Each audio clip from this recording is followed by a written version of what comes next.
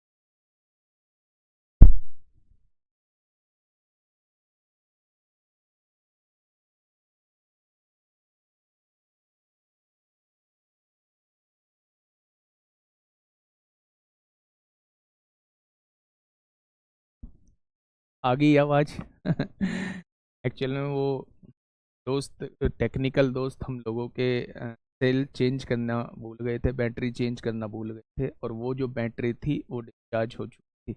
तो अब जो है वो बिल्कुल ओके होगी साउंड, और बिल्कुल मज़ेदार आ रही होगी। हाँ, आवाज़ प्रॉब्लम है, आवाज़ प्रॉब्लम को मैंने दूर कर दिया है। तो मैंने आप लोगों को बस ये बताया कि भाजक जो होता है यानी कि भाज्य जो होता है, डिविडेंट जो होता है, अगर मैं इंग्लिश में लिखने की कोशिश, तो मेरे दोस्त इंग्लिश में भी इस फॉर्मूले को लिख देता हूं कि डिविडेंट जो होता है वो क्या होता है मेरे साथी? Divisor multiply quotient plus remainder होता है। ये होता है मेरे दोस्त क्या?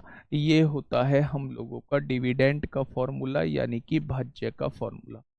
अब यहाँ से क्वेश्चन पूछे जाते हैं, वो इस टाइप से क्वेश्चन कह रहा होता है कि अगर किसी एक्सप्रेशन में रिमाइंडर ये है, इसका 2 गुना हम लोगों का डिवाइजर होता है, इसका 1.5 गुना हम लोगों का क्वोशिएंट होता है, तो बताइए भाज्य क्या है? मतलब इनमें रिलेट करके, एक दूसरे को रिलेट करके चीजें दे रहा होता है, और आप लोगों भाज्य के बारे में पूछ रहा होता है। तो यहाँ से कैसे कैसे क्वेश्चन बनते हैं वो चीजें हम लोग आगे डिस्कस करेंगे। अभी एक छोटा सा पॉइंट और आप लोगों के सामने डिस्कस करने जा रहा हूं। एक होता है क्रमागत विभाजित करना, यानी कि सक्सेसिव डिवाइड करना। तो हेडिंग छोटी सी बना लेंगे, एक कोने में कोई एक छोटी सी हेडिंग बना लेंगे दोस्त। सक्सेसिव डिवाइड करने का मतलब क्या होता है, यानी कि क्रमागत विभाजित करने का मतलब क्या होता है। क्वेश्चन पूछा जाता है, पहले भी पूछा जाता रहा है और आगे भी पूछा जाता रहेगा। यहां से ध्यान से समझने की कोशिश करेंगे मेरे दोस्त कि क्रमागत विभाजित करने का क्वेश्चन क्या होता है। ठीक है,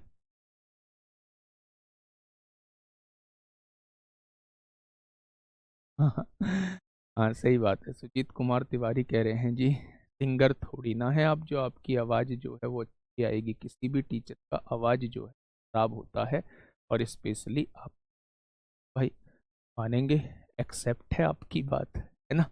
आपकी बात तो भाई सर आंखों पर है, जो आपने कहा होगा वो ठीक ही कहा होगा, और उसमें तो कोई संशय करने वाली बात ही नहीं है ना। ठीक है भाई, सुजीत कुमार मान लिया। अब देखिए मेरे दोस्त, मेरी बात को थोड़ा सा समझने की कोशिश करिए कि इसका मतलब क्या है, क्रमागत विभाजित करने का मतलब क्या होता है। तो थोड़ा सा ये समझिए, जैसे आपके सामने एक संख्या दी हुई है मेरे दोस्त, आपके सामने एक संख्या दी है 27, और आपको ना इसे क्रमागत विभाजित करना है, 3 और 5 से क्रमागत विभाजित करना है। तो क्रमागत विभाजित करने का मतलब होता है, सक्सेसिव डिवाइड करने का मतलब होता है कि पहले उस संख्या को 3 से डिवाइड करो, जो आप लोगों का भागफल निकल के आए, जो आपका भागफल निकल के आएगा उसे 5 से डिवाइड कर देना। ठीक है भाई, थोड़ा सा ध्यान से सुनना, थोड़ा सा ध्यान से सुनना मेरे दोस्त। अगर मैं 27 को मेरे दोस्त क्रमागत विभाजित करने की बात बोलता हूं, सक्सेसिव डिवाइड करने की बात बोलता हूं, तो पहले आप इसे 3 से डिवाइड करना और फिर आप इसे 5 से डिवाइड करना। ये होता है क्रमागत विभाजित करने का तरीका। तो 3 से डिवाइड करेंगे, 3 नाम 27 होगा। अगर ये पूरा पूरा डिवाइड हो रहा है तो शेषफल को 0 लिख देना। आपको इधर जो लिखना है वो हमेशा शेषफल लिखना है, हमेशा इधर शेषफल लिखना है। फिर आपको इसके भागफल को 5 से डिवाइड करना है, इसके क्वेश्चन को 5 से डिवाइड करना है। तो आप क्या कहेंगे, 5 एकम 5 हो जाएगा, कितना बचेगा, 4 बचेगा। तो ये जो तरीका हम लोग लगा रहे होते हैं, ये क्रमागत विभाजित करने का तरीका लगा रहे होते हैं। यहां से वो क्या क्या क्वेश्चन पूछता है, यहां से वो आपसे सबसे छोटी संख्या के बारे में पूछ रहा होता है, यहां से वो आप लोगों से शेषफल के बारे में पूछ रहा होता है। तो मेरे दोस्त, यहां से जो जो क्वेश्चन पूछता है, मैं क्वेश्चन के साथ आप लोगों को पढ़ाऊंगा। बस दो चीज मैंने आप लोगों को बताई हैं। एक तो मैंने वो बताया है फॉर्मूला कि भाज्य इज इक्वल टू भाजक गुणा भागफल प्लस शेषफल होता है, यानी dividend is equal to divisor multiply quotient plus remainder होता है। दूसरी बात, अगर मैं आप लोगों से, हाँ दूसरी बात मैं आप लोगों से अगर मैं कहूं कि सक्सेसिव डिवाइड का क्या मतलब होता है, तो सक्सेसिव डिवाइड का मतलब होता है बेटा कि एक बार डिवाइड करने के बाद जो आप लोगों का भागफल आया है, फिर उस भागफल को बेटा आप आगे की संख्या से डिवाइड करो। हो सकता है अभी इस बात में आप लोगों को कंफ्यूजन क्रिएट हो रहा हो कि भाई क्वेश्चन कैसे बनेगा, तो बस थोड़ा सा वेट करिए, क्वेश्चन के भी दर्शन आपको अगले 5-7 मिनट में करा दूंगा। ठीक है, कुछ पॉइंट आप लोगों के सामने लिख रहा हूं, उस पॉइंट को थोड़ा सा अपनी कॉपी में छाप देना। पहला पॉइंट ये है दोस्त, पहला पॉइंट क्या है कि अगर कभी भी आपसे प्रथम n प्राकृतिक संख्याओं का योग पूछा जाता है, अगर कभी भी आपसे sum of first n natural numbers पूछा जाता है, प्रथम n प्राकृतिक संख्याओं का योग क्या होगा, संख्याओं का योग क्या होगा, तो आप लोग बचपन से पढ़ते आए हैं। क्या पढ़ते आए हैं मेरे दोस्त, अगर वो आपसे पूछता है कि 1+2+3+4, यही तो प्राकृतिक संख्याएं होती हैं, और ऐसे n तक दिया हुआ है, अगर वो आपसे इनका योग पूछता है, अगर आपसे इनका योग पूछता है, तो बच्चे योग क्या बताओगे, तो आप बताओगे प्रथम n प्राकृतिक संख्याओं का जो योग होता है वो n इंटू n प्लस 1/2 है। n इंटू n प्लस 1/2 होता है। n क्या होती है, आखिरी संख्या होती है। तो फॉर्मूला क्या बन जाएगा, n इंटू n प्लस 1/2 हो जाएगा। ठीक है भाई, अगर मैं यहीं पे दोस्त दूसरी बात करता हूं, अगर मैं आप लोगों से पूछता हूं कि प्रथम एन सम संख्याओं के योग का फॉर्मूला क्या होता है, प्रथम एन सम संख्याओं के योग का फॉर्मूला क्या होता है, योग का फॉर्मूला क्या होता है, प्रथम एन सम संख्याओं के योग का फॉर्मूला क्या होता है। अच्छा, मैं आपसे बात करूं प्रथम एन सम संख्याएं क्या होंगी, 2, 4, 6, 8 और कहां तक बेटा, एन तक होंगी। अगर ये लगातार सम संख्याएं आप लोगों के सामने लिखी हुई हैं और आप लोगों से पूछा है भाई इसका फॉर्मूला क्या होगा, तो आप क्या करना, आप हमेशा जितनी संख्याएं, लास्ट वाली संख्या जो है उसमें n+1 की गुणा कर देना। जस्ट उसमें क्या करना है, n इंटू n+1 की गुणा कर देना है। ये बात आप लोगों को समझ में आ गई। जैसे मैं अगर 2 पद का योग निकालूं तो बेटा n की जगह 2 रखना, 2, 2 + 1 3, 3 दूनी 6, क्या इन दोनों को जोड़ के 6 आ रहा है। अगर मैं 3 पदों का योग निकालूं तो यहाँ 3 रखना, 3, 3 + 1 4, 4 तिया 12 हो जाएगा, 6 और 4 10 और 2 12 आ रहा है। जब भी आप लोगों से n सम संख्याओं के योग का फॉर्मूला पूछा जाए, तो जितनी संख्याओं के योग का फॉर्मूला आपसे पूछा जाए, n की वैल्यू वो होती है और उसमें गुणा करनी है उससे अगली संख्या की, यानी फॉर्मूला बन जाता है n इंटू n+1 हो जाता है। ठीक है भाई, चलिए तीसरा, ये कुछ बातें ऐसी हैं जो फैक्ट्स हैं, इनको आप लोगों को याद रखना होगा, इसमें कोई समझाने वाली बात नहीं है। अगर मैं आप लोगों से पूछता हूं प्रथम n विषम संख्याओं का योग क्या होगा, अगर मैं आप लोगों से पूछता हूं कि प्रथम n विषम संख्याओं का योग कितना होगा, वो आप लोगों को बताना है। तो मैं आपसे क्या पूछना चाह रहा हूं, मैं आपसे पूछना चाह रहा हूं भाई 1 + 3 + 1 + 3 + 5 + 7 और ये आखिरी विषम संख्या है। तो इस केस में मेरे साथी जो योग का फॉर्मूला होता है वो जस्ट n² होता है, यानी जितनी पदों का योग पूछा जाता है केवल उसका वर्ग कर देंगे तो आपके सामने प्रथम n विषम संख्याओं के योग का फॉर्मूला आ जाएगा, या प्रथम n विषम संख्याओं का बच्चा योग निकल के आ जाएगा। ठीक है, हाँ सर 7, 9 और 6 बता दो, वर्कशीट वाले आपने इस टाइप के कराए नहीं है। लास्ट वाले दिन डिस्कस करूंगा उस वर्कशीट के बारे में, कौन से नहीं कराए हैं, कौन से आप लोगों को वर्कशीट में दे दिए हैं। ठीक है, चलिए नेक्स्ट फॉर्मूले की तरफ बेटा मैं चलता हूं, ध्यान देना। अगर कभी भी आप लोगों से प्रथम n प्राकृतिक संख्याओं के, प्रथम n प्राकृतिक संख्याओं के वर्गों का योग आपसे पूछा जाता है, संख्याओं के वर्गों का योग आप लोगों से पूछा जाता है, वर्गों का योग आप लोगों से पूछा जाता है, तो वो किसकी बात पूछना चाह रहा है, वो आपसे पूछना चाह रहा है भाई 1 का स्क्वायर + 2 का स्क्वायर + 3 का स्क्वायर और प्रथम n प्राकृतिक संख्याओं के वर्गों का योग उसने पूछा। ठीक है भाई, तो अब आप क्या कहेंगे, इसका जो फॉर्मूला होता है वो n इंटू n+1 होगा, 2n + 1 होगा और बाई 6 होगा। क्या हो जाएगा, n इंटू n+1, 2n + 1/6 हो जाएगा।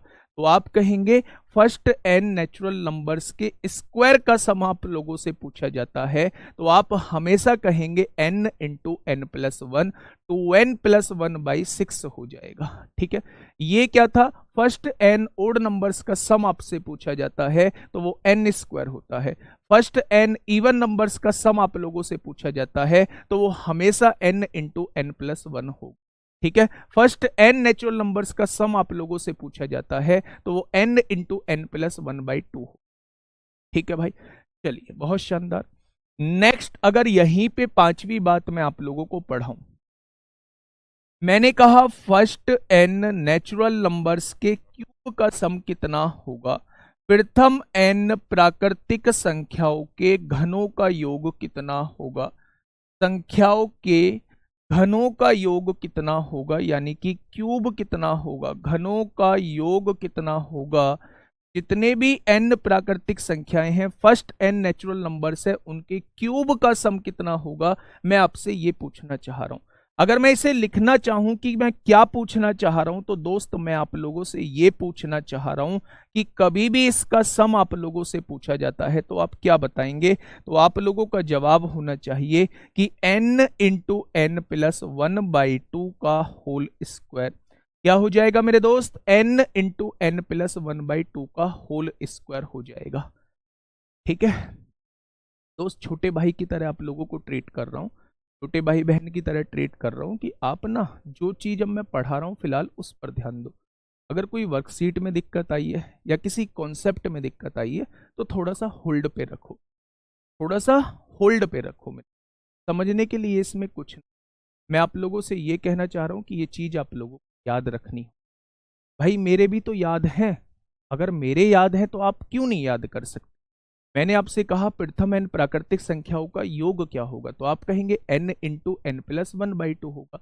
मैंने कहा प्रथम n सम संख्याओं का योग क्या होगा, आप कहेंगे n इंटू एन प्लस 1 होगा। मैंने कहा प्रथम n विषम संख्याओं का योग क्या होगा, तो आपने कहा n स्क्वायर होगा। मैंने कहा प्रथम n प्राकृतिक संख्याओं के वर्गों का योग क्या होगा, तो आपने कहा n into n plus 1 2n plus 1/6 होगा। मैंने कहा प्रथम n सम संख्या प्रथम n विषम प्रथम n प्राकृतिक संख्याओं के घनों का योग क्या होगा, तो आपने कहा n इंटू एन प्लस 1/2 का होल स्क्वायर होगा। भाई ये याद ही तो करना है सर, 3 5 7 से करना हो तो सक्सेसिव डिवाइड करना हो। भाई थोड़ी देर में क्वेश्चंस पे आ रहा हूँ, बस इस टॉपिक के बाद जो है क्वेश्चंस पे आ रहा हूँ। मैंने कहा ना सक्सेसिव में थोड़ा सा समझ लो, क्वेश्चंस के रूप में सारा समझा दूंगा। ठीक है, अब देखना थोड़ा सा ध्यान से। अब मैं यहां से आपसे एक और फॉर्मूला पूछने जा रहा हूं, वो छठा फॉर्मूला आप लोगों के सामने लिखने जा रहा हूं। अगर मैं आपसे पूछता हूं प्रथम n सम संख्या या फिर विषम संख्या के वर्गों का योग, सम संख्या या विषम संख्या के वर्गों का योग मैं आपसे पूछता हूं, कि वर्गों का योग मैं आपसे पूछता हूं, वर्गों का योग मैं आपसे पूछता हूं।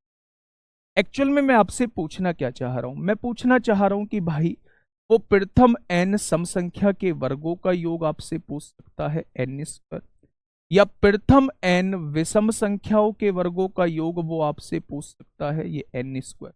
दोनों का एक ही फॉर्मूला होता है। क्या कोई बताएगा इन दोनों का फॉर्मूला क्या होता है? क्या कोई बताएगा कि इन दोनों का फॉर्मूला क्या होता है? बहुत शांत, इन दोनों का फॉर्मूला कोई बताएगा? प्रथम n सम संख्या है विषम संख्या के वर्गों का योग क्या होता है? तो मेरे दोस्त ध्यान देना, ध्यान देना, इन दोनों का फॉर्मूला होता है n इंटू एन प्लस 1। यहां जो होता है बेटा इसको विशेष याद रखना है, इसमें कंफ्यूज मत हो जाना, ये n प्लस 2/6 है। और n क्या होती है इसमें? n होती है आखिरी संख्या, n क्या होती है? आखिरी संख्या, n क्या होती है? आखिरी संख्या होती। ठीक है भाई, दोनों में कंफ्यूज मत हो जाना, इन दोनों फॉर्मूले में कंफ्यूज मत हो जाना। फिर से कह रहा हूं, जो सबसे ज्यादा कंफ्यूज होते हैं वो इन्हीं दोनों फॉर्मूले में होते हैं। अगर कभी भी आपसे लगातार संख्याओं के वर्गों का योग पूछा जाए तो आप कहेंगे n into n plus 1 2n plus 1/6 होता। कभी भी आप लोगों से प्रथम n सम संख्या या विषम संख्या के वर्गों का योग आपसे पूछा जाए तो आप कहना n into n plus 1 n plus 2/6 होता है। ठीक है भाई, तो मेरे साथ एक बार रिकॉल करेंगे सारी चीजें। 6 फॉर्मूले मैंने आप लोगों के सामने लिखाए हैं, इन 6 फॉर्मूले को दिमाग में सेट कर लेंगे, मेरे साथ पढ़ेंगे मेरे दोस्त, तभी ये चीजें जो हैं वो आपके दिमाग में सेट बैठ रही होंगी। प्रथम n प्राकृतिक संख्याओं का योग यानी 1 से लेके n तक की संख्याओं का योग निकालना है तो n इंटू एन प्लस 1/2 होगा। प्रथम n सम संख्याओं का योग निकालना है यानी सम संख्याओं का योग निकालना है तो n इंटू एन प्लस 1 होगा। प्रथम n विषम संख्याओं का योग निकालना है तो जो भी आखिरी संख्या है उसका वर्ग कर देंगे, योग निकल के आ जाएगा। आप जो भी आखिरी नहीं, मतलब जितनी संख्याओं का आपसे पूछा है उसका वर्ग कर देंगे। यहां देखेंगे प्रथम n प्राकृतिक संख्याओं के वर्गों का योग आपसे पूछा जाता है तो n into n plus 1 2n plus 1/6 होता है। अगर मैं आप लोगों से कहूं प्रथम n प्राकृतिक संख्याओं का योग क्या होता है तो आपके सामने ये होता है मेरे दोस्त। प्रथम n सम या विषम संख्याओं के वर्गों का योग क्या होता है? वो ये, इसमें जो n होता है वो आखिरी संख्या होती है, इसमें जो होता है n जो होता है वो नंबर ऑफ टर्म्स होती है, यानी वो कहता है प्रथम 20 प्राकृतिक संख्याओं के घनों का योग क्या होगा, तो n जो हो जाएगा वो आखिरी भी संख्या और पदों की संख्या भी होती है। यहां अगर बात करूं, यहां n आखिरी संख्या और पदों की संख्या दोनों है। यहां n की बात करता हूं तो वो पद होते हैं। वो आपसे कहेगा प्रथम 20 विषम संख्याओं का योग क्या होगा, तो आप 20 का स्क्वायर 400 लिख देंगे। वो आपसे कहेगा 30 विषम संख्याओं का योग का फॉर्मूला क्या होगा, तो आप कहेंगे 30 का स्क्वायर 900 हो। ठीक है भाई, तो ये फॉर्मूले आपके दिलो दिमाग में सेट हो जाने चाहिए। आप लोगों का मेरे साथी अब क्लासिफिकेशन हो चुका है, यूनिट डिजिट हो चुका है, डिविजिबिलिटी रूल हो चुका है, नंबर ऑफ जीरोज हो चुके हैं, आपका बेटा सक्सेसिव डिवीजन हो चुका है, आप लोगों के बेसिक फॉर्मूलाज हो चुके हैं, आप लोगों का जो है वो डिविडेंड वाला फॉर्मूला कंप्लीट हो चुका है। अब जो बचा है वो 2 अंकीय संख्या का, और ये वाला कॉन्सेप्ट जो है अभी आप लोगों का बचा है, और एक रिमाइंडर थ्योरम जो है वो बची हुई। ठीक है, से बाद में करेंगे, पहले कुछ क्वेश्चंस अब हम लोग कर लेते हैं बेटा। सक्सेसिव की भी बात कर रहा हूं, जो मैं कॉन्सेप्ट पढ़ा के आया हूं उसी पर बेस्ड कुछ क्वेश्चंस हम लोग कर लेते हैं।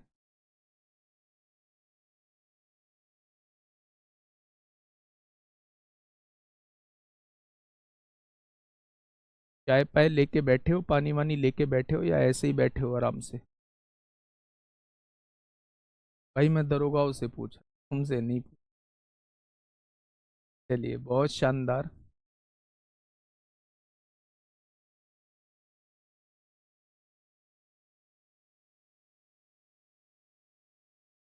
7 11 13 का नियम बता चुका हूँ, 3 7 11 का नियम मैं आप लोगों को बता चुका हूँ, ये आप लोग कर चुके।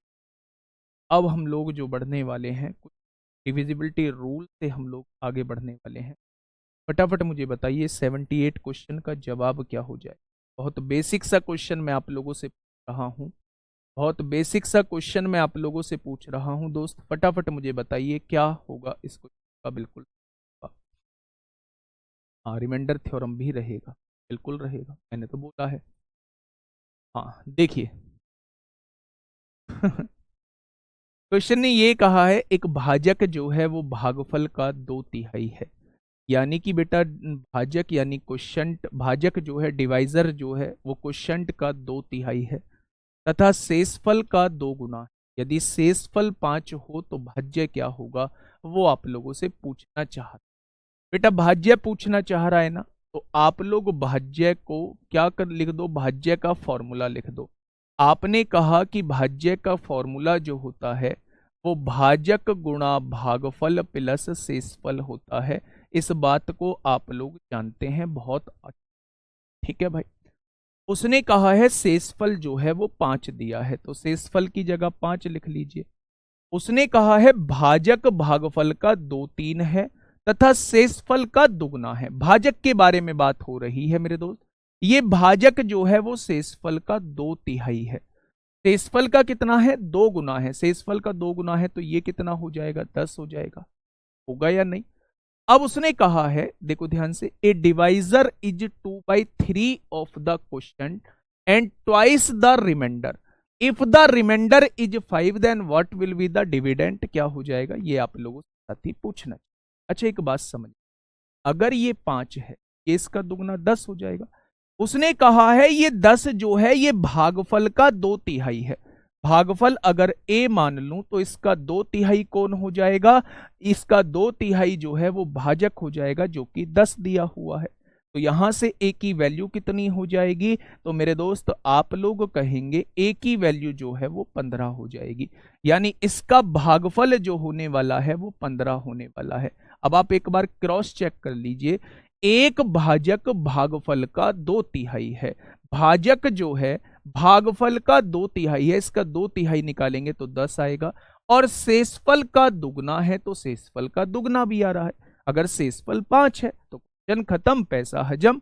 15 धाई 150, 150 में 5 जोड़ोगे तो बेटा 155 इस क्वेश्चन का जवाब आ जाएगा। ये जो 144 वाले हैं ना, ये 144 वाले जो हैं ये गलत जवाब है बेटा, 155 इस क्वेश्चन का जवाब आएगा।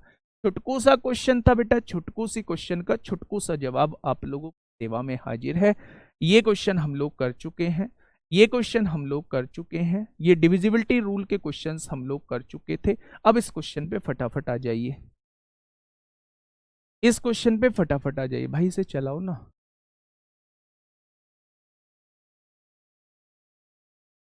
चलिए फटाफट मुझे बताइए क्या होगा इस क्वेश्चन का बिल्कुल सही जवाब।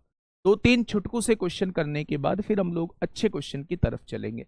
एक भाजक भागफल का 15 गुना है। भाजक मतलब ये भाज्य का फॉर्मूला क्या होता है, तो भाज्य का फॉर्मूला एक बार यहां लिख देंगे मेरे दोस्त। ये भाजक होता है और भाजक में किसकी गुणा करते हैं, भागफल की गुणा करते हैं और उसमें क्या जोड़ते हैं, शेषफल हम लोग। अब क्वेश्चन ने कहा क्या है, क्वेश्चन ने ये कहा है मेरे दोस्त, ध्यान से सुनिएगा, कि भाजक जो है वो भागफल का 15 गुना है।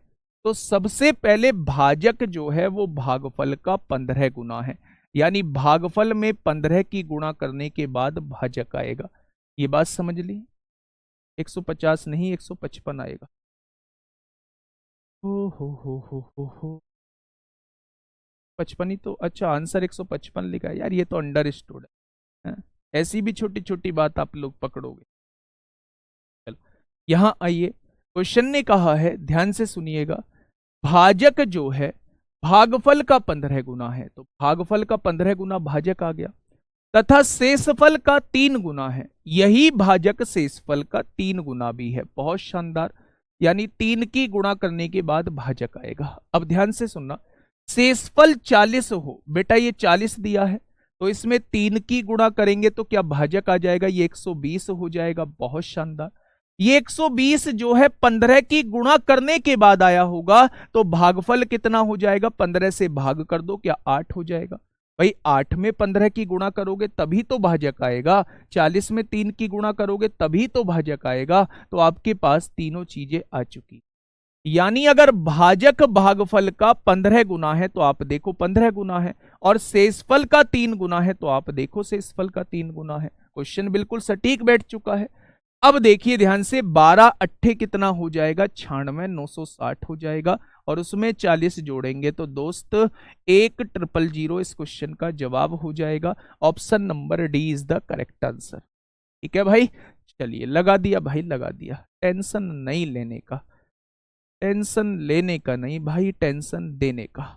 आ जाओ इधर से, आ जाओ मेरे दोस्त, इस क्वेश्चन को थोड़ा सा समझ लो।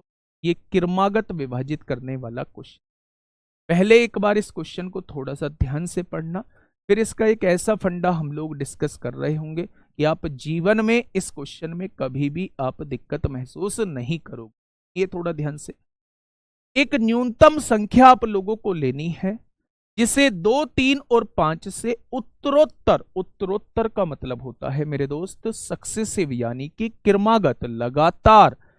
ये तीनों वर्ड एक ही है, उत्तरोत्तर कह लो, क्रमागत कह लो या सक्सेसिव कह लो, ये तीनों वर्ड एक ही है मेरे दोस्त, ध्यान से समझिए। अच्छा एक बच्चा कह रहा है जी ये आर्ट समझ में नहीं आया। मुझे बिल्कुल पता था कि कुछ बच्चे ऐसे होंगे जिन्हें ये आर्ट समझ में नहीं आया होगा।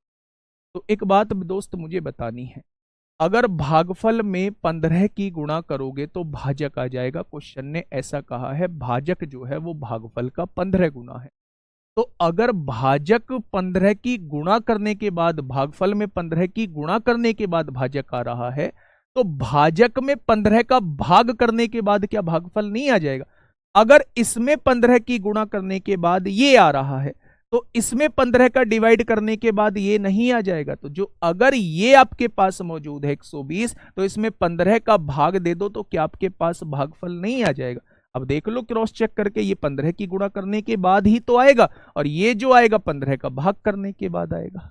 ठीक है भाई, चलिए 8 यहां से आया है।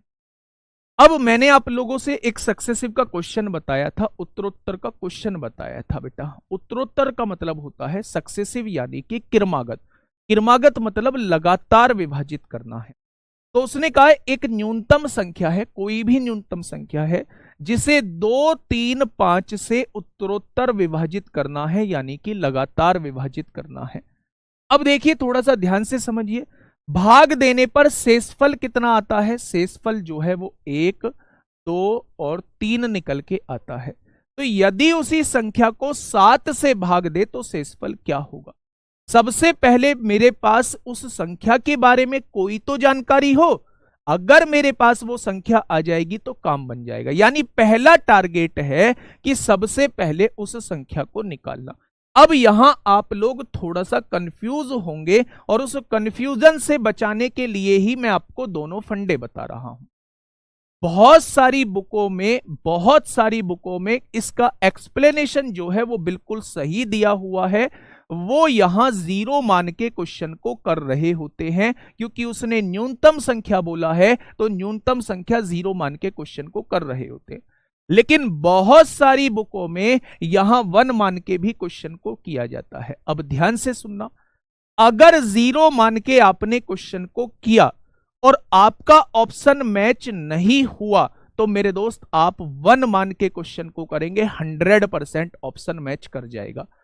अगर जीरो मान के आपने किया और ऑप्शन मौजूद है तो चाहे वन मान के भी करो वो भी ऑप्शन मौजूद होगा, आपको फिर भी जीरो वाला ही लगाना है। मैं क्या कहना चाह रहा हूं, ध्यान से सुनना। एक संख्या के बारे में यहां जिक्र हो रहा है। भाई कमेंट पे ध्यान नहीं दोगे बच्चा तो तभी तो चीजें समझ में आएंगी। उसने कहा है एक संख्या है, अगर उसे क्रमागत विभाजित करते हो 2 3 5 से तो शेषफल का क्रम 1 2 3 रहता है। तो सबसे पहले उस संख्या के बारे में तो हमें जानकारी हो।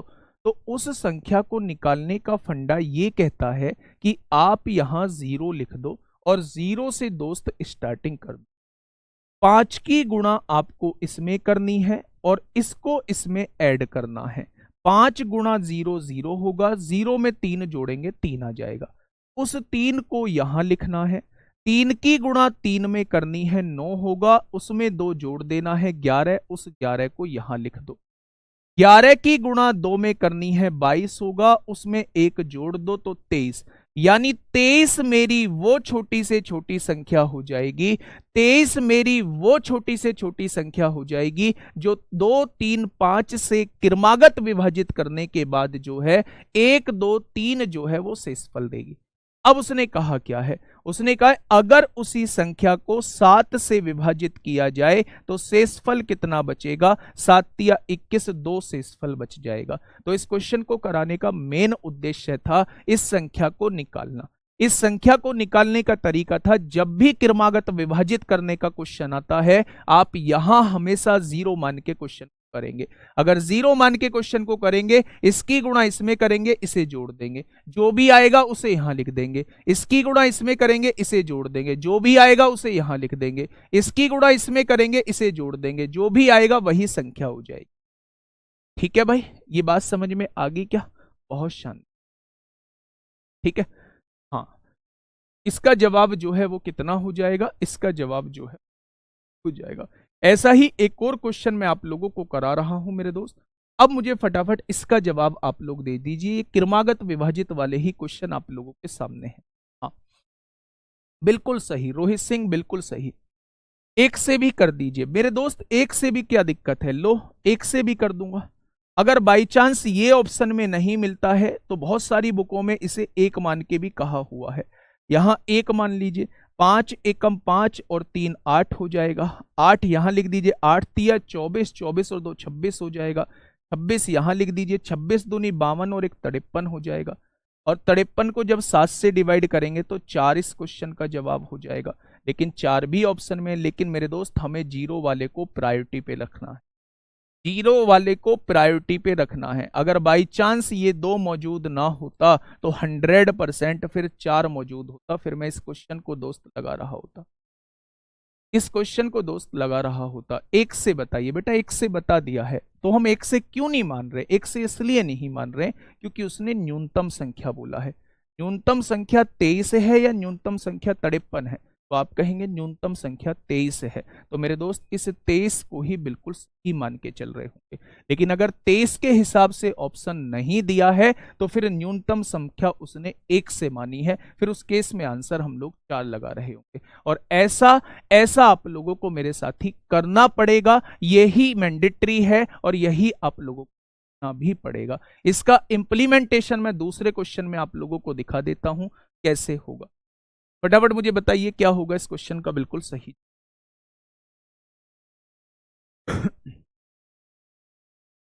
हाँ, 1 से रखने पे 4 आ रहा है, तभी तो मैंने 4 को नहीं लगाया है। शायद मेरी बात आपने ढंग से सुनी नहीं।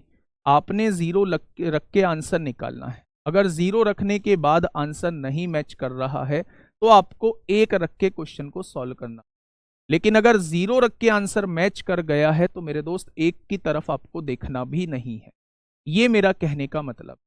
ठीक है भाई, चलिए। हाँ, इस क्वेश्चन में बता दूंगा क्यों घबरा रहे हो मेरे दोस्त, दोनों क्वेश्चन सेम है। क्वेश्चन ने कहा है किसी धनात्मक न्यूनतम पूर्णांक संख्या को क्रमागत यानी लगातार विभाजित करने के लिए वो बोल रहा है। अगर 8 7 3 से भाग करें, किस किस से बेटा, 8 से, दूसरी संख्या 7 है और तीसरी संख्या 3 है, शेषफल कितना आता है? तो आप कहेंगे शेषफल जो है वो 3 4 2 आता है। यदि संख्या को 5 से भाग दें तो शेषफल क्या होगा? तो मेरे दोस्त सबसे पहले 0 से रखिए, 3 की गुणा 0 में 0 आएगा, 0 में 2 जोड़िए 2 आएगा, यहां 2 रखिए। 7 की गुणा 2 में 14 आएगा, 14 में 4 जोड़िए 18 आएगा, 18 को यहां रखिए। 18 8 144 होगा, 144 और 3 147 हो जाएगा। क्या मेरी वो संख्या 147 हो जाएगी? और जब मैं 147 को 5 से डिवाइड करता हूं तो आखिरी के अंक को डिवाइड करके देख लो, 5 एकम 5 तो कितना बचेगा मेरे दोस्त? तो आप कहेंगे 2 इस क्वेश्चन का जवाब हो जाए। Option number A is the correct answer. लेकिन अगर मेरे दोस्त 2 ऑप्शन में नहीं होता तो फिर से कह रहा हूं यहां 1 रख के क्वेश्चन सॉल्व कर देना। ठीक है भाई, चलिए, बहुत शानदार, बहुत लाजवाब। ठीक है, ये हो गया क्रमागत विभाजित करने का कॉन्सेप्ट हो गया। ठीक है भाई, चलिए, बहुत बढ़िया। ये लो उसने संख्या ही पूछ ली, इसका जवाब आप लोग मुझे दे दो। शायद अब आप लोग समझ गए हैं कि क्रमागत विभाजित करने का कॉन्सेप्ट क्या होता है। क्रमागत विभाजित करने का कॉन्सेप्ट क्या होता है? एक संख्या जब क्रमिक रूप से मतलब सक्सेसिव डिवाइड की जाती है, ये लिखा हुआ है सक्सेसिवली डिवाइड की जाती है, 8 7 3 से भाग की जाती है, 8 से 7 से और 3 से भाग की जाती है, तो शेषफल कितना बचता है? 3 4 2 बचता है। अगर वो संख्या ही आप लोगों से पूछ ले, तो मैं फिर से कहता हूं उस संख्या को 0 रख के निकालना होगा। और 0 रख के 3 गुणा 0 0 0 में 2 जोड़ेंगे 2 आएगा, 2 की गुणा 7 में 14 14 4 18 आएगा, 18 8 144 और 3 147 आएगा। पर मेरे दोस्त 147 ऑप्शन में नहीं है, 147 ऑप्शन में नहीं है, यानी वो मान चुका है कि 0 रख के आंसर नहीं निकालना है। 0 रख के आंसर नहीं निकालना है तो आप लोगों को क्या करना होगा? आप लोगों को मेरे साथ ही 1 रखना होगा। यहां पे जैसे ही आप 1 रखते हैं, 3 एकम 3, 3 और 2 5 हो जाएगा, यहां 5 रखिएगा। 7 पंजे 35, 35 और 4 39 हो जाएगा, यहां 39 रखिएगा। 9 अट्ठे 72 को 2 हासिल 7, 8 तिया 24, 24 और 7 31 हो जाएंगे, और 312 में 3 जोड़ देंगे तो 315 हो जाएगा। मेरे साथी जवाब जो है वो 315 आ जाएगा। अब आप अपने दिमाग में एक चीज सेट कर चुके हैं जो कि आपके कमेंट से मुझे लग रहा है कि भैया पिछले क्वेश्चन में न्यूनतम बोला था, जब वो न्यूनतम बोलेगा तब मैं यहां 0 लिखूंगा, और जिस क्वेश्चन में वो न्यूनतम नहीं बोलेगा तब मैं यहां 1 लिखूंगा। ऐसी मेंटेलिटी आप लोग सेट कर चुके हैं, पर ये मेंटेलिटी सरासर गलत है मेरे दोस्त। ना तो वो आपसे बहुत सारे क्वेश्चन ऐसे होंगे कि न्यूनतम बोलने के बाद भी आप लोगों को 1 रखना होगा। एक आसान सा फंडा मैंने आप लोगों को बता दिया है कि आप यहां हमेशा 0 रख के चलेंगे। अगर 0 रखने के बाद ऑप्शन मैच कर रहा है तो आपने बिल्कुल ठीक रखा है, लेकिन अगर आप 0 रख के ऑप्शन मैच नहीं कर रहा है तो इसका 100% आंसर 1 रख के आएगा। तरीका दोस्त यही रहने वाला है, चाहे वो किसी और संख्या से विभाजित करने के बाद शेषफल पूछे, चाहे उसी संख्या के बारे में आप लोगों से पूछ रहा हो, दोनों ही क्वेश्चन आप लोग आसानी से कर लोगे। अगर कर लोगे तो एक बार थम्स अप कर दो, फिर मैं आगे बढ़ता हूं। बताइए, फटाफट बताइए भाई। बहुत शानदार भाई, 315 ही तो लिखा है। हाँ, प्रायोरिटी पे हमेशा ले जी सर, इसका शॉर्ट नहीं है भाई। मुझे ये समझ नहीं आ रहा ये लॉन्ग कहां से है, ये समझ नहीं आ रहा ये लॉन्ग कहां से। इसका शॉर्ट है भाई तुक्का, है ना। अक्कड़ बक्कड़ बम्बे 100, 80 90 पूरे 100, 100 में निकला धागा, चोर निकल के भागा। Answer 300, answer 315। ये है इसका शॉर्ट। ठीक है, या तो इस शॉर्ट को याद कर लो या फिर मेथड को सीख। इससे क्या शॉर्ट लेगा भाई? पेन चलाना चाह रहा है? बिल्कुल नहीं चाह रहा। क्या चाह रहा है? योगी जी स्वयं आए उस झोले को लेके, मतलब कि हाँ चल तेरी नौकरी का सौदा, नौकरी का हिसाब किताब हो चुका है, चल तू दरोगा बन जा, तुझे पेन चलाने की आवश्यकता नहीं है। भाई बिल्कुल पेन चलाने की आवश्यकता नहीं है, अपने हाथों को कष्ट देने की आवश्यकता नहीं, ये चाहता है। अरे मेरे दोस्त, मतलब इसमें भी क्या सोच, क्वेश्चन भी शर्मा जाएगा भाई। कुछ तो लिख दे, कुछ तो लिख दे यार, दरोगा बनना चाह रहा है, एक आध लाइन तो लिख दे। इसमें भी वो सोच, फटाफट बताओ। बताइए क्या होगा इस क्वेश्चन का बिल्कुल सही जवाब।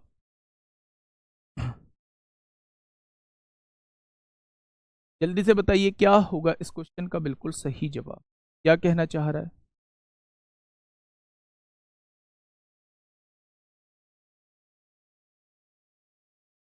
इस बार दरोगा की वर्दी पे गाना फिट कर दो, हम तुमसे जुदा होके मर जाएंगे रो रो, हम तुमसे जुदा होके मर जाएंगे रो रो। मतलब अगर आप इस बार दरोगा से जुदा हो गए ना, फिर जो है दोस्त ऑप्शन नहीं बचेगा। ये गाना जो है आपके और दरोगा के बीच जो है वो सेट हो जाना चाहिए। दरोगा मतलब समझ रहे हो, किसी और दरोगा के बीच सेट मत कर लेना इस मामले को। मैं कह रहा हूं कि ये जो दरोगा नौकरी है इसके और आपके बीच। ठीक है, फटाफट बताइए क्या होगा इस क्वेश्चन का बिल्कुल सही जवाब।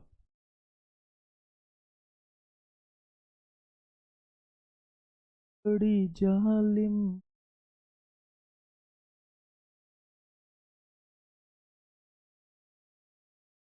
चलिए, वह संख्या ज्ञात करें जिसे उत्तरोत्तर, उत्तरोत्तर का मतलब होता है मेरे दोस्त लगातार। बेटा छुटकू सा क्वेश्चन, देखो यहां 5, 3 और 7 से विभाजित करना है। शेषफल क्या बचता है? 2, 1, 2 बचता है। संख्या पूछ रहा है तो जीरो मान के करूं तो आप कहेंगे शुरुआत ही जीरो से करना। 7 × 0 0, 0 में 2 जोड़ा 2 आएगा, यहां 2 लिख दीजिए। 3 दूनी 6 और 1 7 आएगा, 7 पंजे 35 और 2 37 आएगा। ऑप्शन में नहीं है। बिना सोचे बिना समझे आप एक लिख दो, 100% आपका आंसर आएगा।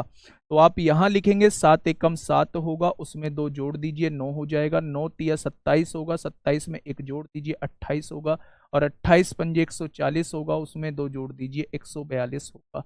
यानी वो संख्या जो है वो 142 हो जाएगी। बेटा मैं फिर से कह रहा हूं मेरे दोस्त, अपने पास से कोई नई ट्रिक मत बना लेना कि हमेशा जब भी वो संख्या पूछेगा तो एक मान के ही क्वेश्चन करेंगे, जब भी वो शेषफल पूछेगा तो जीरो मान के ही क्वेश्चन करेंगे। आप कोई भी ट्रिक अपने पास से मत बना लेना।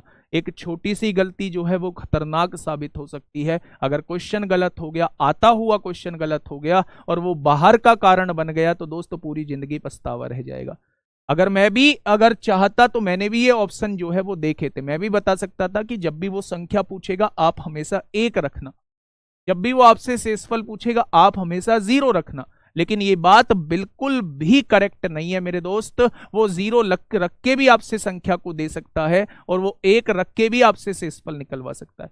वो ऑप्शन में अगर बाई चांस 37 दे देता तो मैं 142 की तरफ बिल्कुल ना जाता, मैं आंसर जो है इसका 37 टिक कर रहा होता जो कि जीरो मान के आया था। ठीक है भाई, बहुत बढ़िया, बहुत बढ़िया, बहुत शानदार।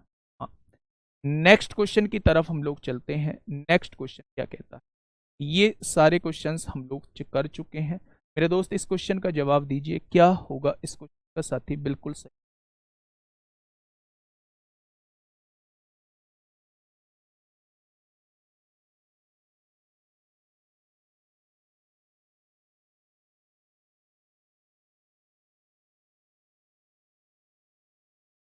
बताइए क्या होगा इस क्वेश्चन का बिल्कुल सही जवाब। ऑप्शन से भी हो जाएगा लेकिन बड़ा हो जाएगा। देखिए, चलिए क्वेश्चन को समझिए। वह न्यूनतम संख्या पूछ रहा है जिसे 7, 2, 4 से उत्तरोत्तर भाग देने पर शेषफल 6, 1, 2 प्राप्त होता है। यदि उस संख्या को 5 से भाग दिया जाए तो शेष। अगर बेटा मैं मेथड से बताने लगा तो होच पोच हो जाएगी, मैंने इसलिए ही मेथड का बचाव किया है। और एक भी बच्चा ऐसा नहीं होगा जो इसे मेथड से करेगा। मेरे दोस्त, मैंने इसलिए मेथड का बचाव किया है। इसकी गुणा इसमें करो, उसकी गुणा इसमें करो, फिर एक जगह करो, तो होच पोच हो जाएगा। ये क्वेश्चन आप पूरी तरीके से भूल, पर मैंने उसको भी यहाँ लेके आ गया। समझिए, एक सीधा सा तरीका है कि वो किससे भाग करने के लिए कह रहा है, वो 7, 2, 4 से भाग करने के लिए कह रहा है। और शेषफल क्या प्राप्त होता है, 6, 1, 2 शेषफल प्राप्त होता है। तो अगर आप यहां देखोगे, जीरो रख के क्वेश्चन को देखो, 4 की गुणा जीरो में 0, 0 प्लस 2, 2 आएगा, 2 दूनी 4, 4 और 1 5 आएगा, 7 पंजे 35 होगा, 35 6 41 होगा। क्या मेरे पास वो न्यूनतम संख्या 41 हो जाए? अगर 41 को 5 से भाग दिया जाए, यदि उसी संख्या को 5 से भाग दिया जाए, तो शेषफल कितना आएगा? क्वेश्चन का जवाब जो है वो 1 आ जाएगा। क्या आएगा मेरे दोस्त? क्वेश्चन का जवाब जो है वो 1 आ जाएगा। तो 1 इस क्वेश्चन का बिल्कुल राइट जवाब हो जाएगा। क्या ये चीज आप लोगों की क्लियर हो चुकी? बहुत शानदार। तो आसान सा क्वेश्चन था, क्रमागत विभाजित करने वाला। बेटा इस क्वेश्चन में तो आप लोगों को दिक्कत नहीं आने वाली। ये सारी चीजें जो है वो मैं कराऊंगा अभी, इसकी टेंशन मत लेना। अच्छा, अब मुझे फटाफट आप लोग मुझे इस क्वेश्चन को बता दीजिए। शून्य की संख्या के कुछ क्वेश्चंस मैं आप लोगों को करा देता हूं, ये बचे हुए। फटाफट मुझे बताइए। कल जो है मेरे दोस्त आप लोगों का 2 अंकीय संख्या का क्वेश्चन बिल्कुल लास्ट में कराऊंगा। कल पहले शेषफल फिर मैं कराऊंगा, आधे घंटे में उसे खत्म करूंगा, और कल ही 2 समांतर श्रेणी चालू कर दूंगा। कल ही समांतर श्रेणी चालू कर दूंगा, कल की क्लास में और परसों की क्लास में। 2 क्लास में समांतर श्रेणी और 2 क्लास में मेरे दोस्त गुणोत्तर श्रेणी आप लोगों को करा रहा हूँ। और यकीन मानना 2021 में बेटा यहाँ से 2 क्वेश्चन पूछे गए हैं। 2 क्वेश्चन यहाँ से पूछे गए हैं, है ना। हम कह सकते हैं 40 में से 2 क्वेश्चन का आना, यानी 5% जो एक ही चैप्टर से। चलिए फटाफट बताइए क्या होगा। दोनों ऑप्शन है तो जीरो वालों को प्रायोरिटी पे रखेंगे। मैं फिर से कह रहा हूं, दोनों ऑप्शन है तो जीरो वाले को प्रायोरिटी पर रखेंगे। क्वेश्चन को समझना थोड़ा ध्यान से। उसने कहा है शून्यों की संख्या। बेटा इसमें शून्य शून्य बनती कैसे हैं? 2 और 5 के मल्टीप्लीकेशन से बनती है। तो या तो 2 की काउंटिंग करनी पड़ेगी या 5 की। जो संख्या में कम होगा काउंटिंग तो उसकी करनी है। लेकिन मेरे दोस्त एक बात समझो, हर संख्या के अंदर से 3 कॉमन आ सकता है। अगर 3 यहां से कॉमन आएगा, 3 यहां से, 3 यहां से, पहले मुझे ये बताओ कितनी बार 3 कॉमन आएगा? तो आप कहेंगे जी 3 तो कितनी बार भी कॉमन आ जाए फर्क पड़ता ही नहीं है, क्योंकि 3 की काउंटिंग तो हमें करनी नहीं है। जब 3 के कॉमन लेने से फर्क नहीं पड़ता, तो 3 कॉमन लिया तो यहां क्या बच जाएगा? 1 बच जाएगा। यहां क्या बच जाएगा? 2 बच जाएगा। यहां क्या बच जाएगा? 3 बच जाएगा। यहां क्या बचेगा? 3 कॉमन लेके 4 बचेगा। और यहां 3 कॉमन लेके 5 बचेगा। और यहां 3 कॉमन लेके 115 बच जाएगा। क्या इस बात से सहमत हो? अब आप पूछोगे जी वो 3 गया कहां? बेटा शून्यों की संख्या निकालते में कहीं 3 की जरूरत पड़ी थी क्या? तो आप कहेंगे बिल्कुल नहीं पड़ी थी। तो 3 को बेटा गिनना क्यों? 3 कितना भी कॉमन आओ मुझे फर्क नहीं पड़ता। मैंने तो कह दिया 3 की पावर 1000 कॉमन आ गई। क्या उस 3 की पावर 1000 का कहीं यूज होगा? तो आप कहेंगे नहीं होगा। तो मुझे लिखना क्यों कि 3 की पावर कितनी कॉमन आई है? बस मुझे ये पता है कि हर संख्या के अंदर से 3 कॉमन आ सकता है, तो भाई कर दो कॉमन। अब ये देखिए, क्या ये आपके सामने लगातार संख्याएं लिखी हुई हैं? क्या मैं इस एक्सप्रेशन को 115 का फैक्टोरियल लिख सकता हूं? तो आप कहेंगे जी 115 का फैक्टोरियल लिख सकते हो। और जब भी फैक्टोरियल में आपसे नंबर ऑफ जीरोज पूछी जाती हैं तो आप 5 से डिवाइड करते हैं। बेटा 5 से काटोगे तो कितनी बार कटेगा? 23 बार कटेगा। फिर इस 23 को 5 से काटोगे तो कितनी बार कटेगा? तो आप कहेंगे 4 बार कटेगा। और इन दोनों को जोड़ दोगे तो नंबर ऑफ जीरोज कितनी आ जाएंगी? तो आप कहेंगे 27 आ जाएंगी। तो बेटा इस क्वेश्चन का जवाब क्या आ जाएगा मेरे दोस्त? 27 इस क्वेश्चन का बिल्कुल सही जवाब आ जाएगा। ठीक है, चलिए नेक्स्ट क्वेश्चन आप लोगों के सामने है। फटाफट मुझे बता दीजिए। छुटकू सा क्वेश्चन है मेरे दोस्त, इसमें तो कोई दिक्कत वाली बात ही आप लोगों की नहीं होनी चाहिए। 225 फैक्टोरियल में आप लोगों से शून्यों की संख्या पूछ रहा है, और फैक्टोरियल के तो आप बेताज बादशाह हैं। 5 से डिवाइड करिए, 5 चौक 20, 5 पंजे 25 हो जाएगा। 45 को 5 से डिवाइड करिए, 5 नाम 45 हो जाएगा। 9 को 5 से डिवाइड करिए, 5 एकम 5 हो जाएगा। 45 और 9 54 और 1 55 हो जाएगा। तो इसमें नंबर ऑफ जीरोस कितनी आने वाली है? 55 आने वाली है। ठीक है, बहुत बढ़िया, बहुत शानदार। नेक्स्ट क्वेश्चन नंबर 109 की तरफ चलते हैं। फटाफट मुझे बता दीजिए। क्या होगा इस क्वेश्चन का बिल्कुल सही जवाब? शून्यों की संख्या, शून्यों की संख्या क्या होगा? 98 क्वेश्चन चेक करिए, कर लेंगे बाद में। 109वां क्वेश्चन बताइए। अच्छा, क्या ये लगातार संख्याएं लिखी हुई हैं? तो आप कहेंगे बिल्कुल लिखी हुई हैं। क्या ये एक से लिखी हुई हैं? तो आप कहेंगे बिल्कुल नहीं लिखी हुई। तो एक से आप अपनी तरफ से लिख दो। 1 2 3 कहां तक लिख दी? 20 तक लिख दी। और इसके बाद 21 से आप लोगों को दी हुई है, 21 से लेके 60 तक दी हुई है। तो सबसे पहले यहां से यहां तक जीरो निकाल लो। 1 से 60 तक लिखी हुई है, 60 फैक्टोरियल में जीरो कितनी आएंगी? 5 से काटोगे 12 बार, 12 को 5 से काटोगे तो कितनी बार? 2 बार, यानी यहां टोटल 14 जीरोज आएंगे। लेकिन मेरे दोस्त ये तुमने अपनी तरफ से जोड़ा है, तो 20 के अंदर नंबर ऑफ जीरोज निकाल लो। 1 से लेके 20 तक का मतलब 20 फैक्टोरियल। इसके अंदर जो है आपने 4 जीरोज जो है बेफालतू में अपनी तरफ से जोड़ दी है। तो मेरे दोस्त अगर टोटल जीरोज में से 4 जीरोज घटा देंगे तो क्या जितनी इसने एक्सप्रेशन दिया है उसके अंदर नंबर ऑफ जीरोज 10 आ जाएंगे। तो ऑप्शन नंबर ए इस क्वेश्चन का बिल्कुल सही जवाब हो जाएगा। ठीक है भाई, चलिए बहुत शानदार। ये सारी चीज करा चुका हूं, इसलिए थोड़ा सा तेज करने की कोशिश मैं कर रहा हूं। अब मुझे फटाफट इस क्वेश्चन का जवाब दे दो। काउंट करना पड़ेगा बेटा, क्योंकि एक्सप्रेशन जो है वो टेढ़ा मेढ़ा आप लोगों को दिया हुआ है। एक्सप्रेशन जो है वो टेढ़ा मेढ़ा आप लोगों को दिया हुआ है, इसके अंदर आप लोगों को काउंट करना पड़ेगा। फटाफट मुझे बताइए क्या होगा इस क्वेश्चन का बिल्कुल। आपको गिनना है 2 और 5 की संख्या गिननी है। तो यहां देखिए, यहां 2 की पावर 2 रहने दीजिए, इसे 5 की पावर 4 रहने दीजिए। 4 को लिखिए 2 की पावर 2, 2 की गुणा 6 में होगी तो 12 हो जाएगा। क्या मैं इसे 2 की पावर 12 लिख दूं 4 की पावर 6 को? भाई 4 को क्या लिखोगे? 2 की पावर 2, और पावर पहले से ही 6 है तो 6 की गुणा 2 में होगी 12 हो जाएगा। 10 को क्या लिख सकता हूं? 2 की पावर 8, 5 की पावर 8 लिख सकता हूं। भाई 2 पंजे 10 होता है और पावर 8 है तो दोनों के ऊपर 8 लगा दी। 6 को क्या लिख सकता हूं? 2 की पावर 10 लिख सकता हूं, 3 की पावर 10 लिख सकता हूं। 2 3 6 होता है, पावर 10 है तो दोनों के ऊपर पावर 10 लगा दी। 15 को क्या लिख सकता हूं? 3 की पावर 12 और 5 की पावर 12 लिख सकता हूं। भाई 3 पंजे 15, दोनों की पावर 12 है। 8 को क्या लिख सकता हूं? 2 की पावर 3, और पहले से ही 14 है तो 14 तिया 42 हो जाएगा। तो ये हो जाएगा 2 की पावर 42 हो जाएगा। यहां 20 को क्या लिख सकता हूं? 2 दूनी 4, देखो 2 दूनी 4 और 4 पंजे 20, यानी इसे मैं लिख सकता हूं 2 की पावर 2 गुणा 5 की पावर 1, और पावर पहले से ही 16 है तो 16 दूनी 32, यानी 2 की पावर 32 आएगा। और यहां 16 पावर है तो 5 की पावर 16 आ जाएगा। ठीक है भाई, ये मैंने 20 को लिख दिया। 10 को क्या लिख सकता हूं? 2 की पावर 18 और 5 की पावर 18, क्या लिख दूंगा। और 25 को लिख सकता हूं 5 की पावर 2, 20 पहले से ही है, 5 की पावर 4। अब बेटा आप लोग ना काउंटिंग कर लो, आप लोग ना काउंटिंग कर लो। यहां 2 गिन लो और 5 गिन लो। 3 से तो हमें कोई मतलब नहीं है भैया, भाड़ में जाए 3 तो, ये फालतू में लिखा है हमने। देखिए 2 कितनी बार है? 2 बार यहां आ गया, 12 बार 12 2 14, 14 और 8 22, 22 और 10 32, 32 और 42 कितना हो गया? 74, 74 और 2 76, 76 और 30 कितना हो जाएगा? 106, 106 और 18 124 हो जाएगा, 124 हो जाएगा। 124 तो आंसर भी नहीं है। फिर 5 की संख्या देख लो, 4 हो गया, 8 4 12 हो गया, 12 12 24 हो गया, 24 16 40 हो गया, 40 8 18 58 हो गया, 58 और 40 कितना हो गया? 98 हो गया। तो इसके अंदर नंबर ऑफ जीरोस कितनी हो जाएंगी? 98।